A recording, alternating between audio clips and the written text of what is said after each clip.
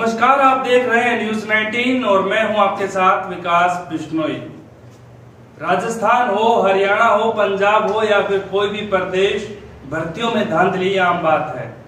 खासकर हरियाणा और राजस्थान के अंदर हर एक भर्ती में गड़बड़ी होती है।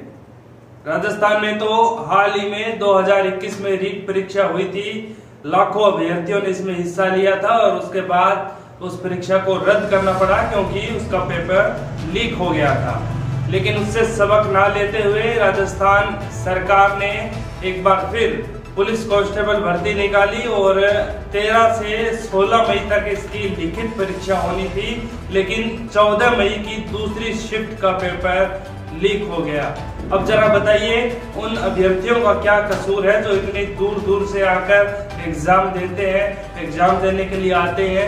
पता नहीं कैसे कैसे व्यवस्था करते हैं रहने के लिए, खाने पीने के लिए, कितनी उनको मुश्किलों का सामना करना पड़ता है। और जब ये बात सामने आती है कि पेपर रद्द कर दिया गया तो उनके दिल पर क्या बीतती होगी। वैसे तो लाखों लोगों ने इस पेपर को दिया था, लेकिन दूसरी शिफ्ट के अंदर करीब 3.25 लाख अभ्यर्थी शामिल हुए थे और उनके ऊपर इसका असर पड़ेगा।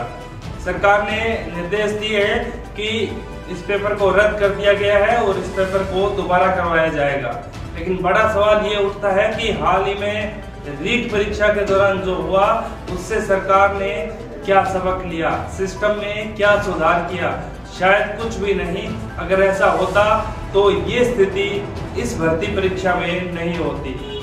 दरअसल दिवाकर पब्लिक स्कूल एक सेंटर है जयपुर के अंदर और खबर ये है कि वो वहां पर पेपर को वक्त से पहले ही खोल लिया गया। अब केंद्र अधीक्षक पर कार्रवाई, नियमानुसार कार्रवाई चल रही है, लेकिन दूसरी शिफ्ट के अंदर जितने भी बच्चों ने, अभ्यर्थियों ने हिस्सा लिया था उनके सबके ऊपर इसका असर पड़ेगा। यानी कि इस पेपर को दोबारा करवाया जाएगा। जिन बच्चों ने अच्छी तैयारियां की थी या अच्छे तरीके से पेपर दिया, उन सबके सपनों पर पानी फिर गया। अब बड़ा सवाल ये है कि राजस्थान सरकार ने पिछली भर्तियों को हुई गड़बड़ियों से क्या सीखा। अभी हाल ही में उस भर्ती के मुख्य आरोपी को गिरफ्तार किया गया है, यानी कि काफी लंबा वक्त लगा। और अब इस मामले में निशानदेही तो की गई है पुलिस की तरफ से कि कौन कौन लोग इसके पीछे शामिल है, लेकिन अभी पुख्ता सबूत सामने नहीं आए हैं। वो शख्स सामने, मुख्य सरगना जिसने पेपर लीक किया है, वो सामने नहीं आए हैं क्योंकि पेपर परीक्षा शुरू होने से पहले ही व्हाट्सएप के जरिए, सोशल मीडिया के जरिए अभ्यर्थियों के पास पहुंच गया था, जिसके बाद इसकी शिकायत की गई और बाद में पेपर को रद्द करना पड़ा। तो कुछ ये बड़े सवाल है कि सरकार ने पीछे जो भर्तियां हुई, गड़बड़ी हुई, उसमें उससे क्या सीख ली।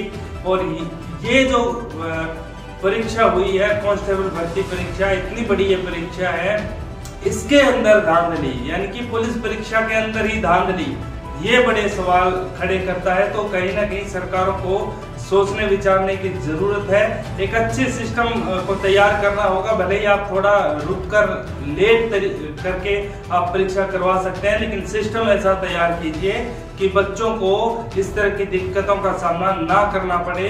क्योंकि उधार लेकर ना जाने कैसे कैसे बच्चे पेपर देने के लिए इतनी दूर जाते हैं। एक तो सेंटर इतनी दूर आता है, ऊपर से खासकर लड़कियों के माँ बाप इतने परेशान होते हैं, रुकने ठहरने, खाने पीने की ना जाने कितनी दिक्कतों का सामना करना पड़ता है।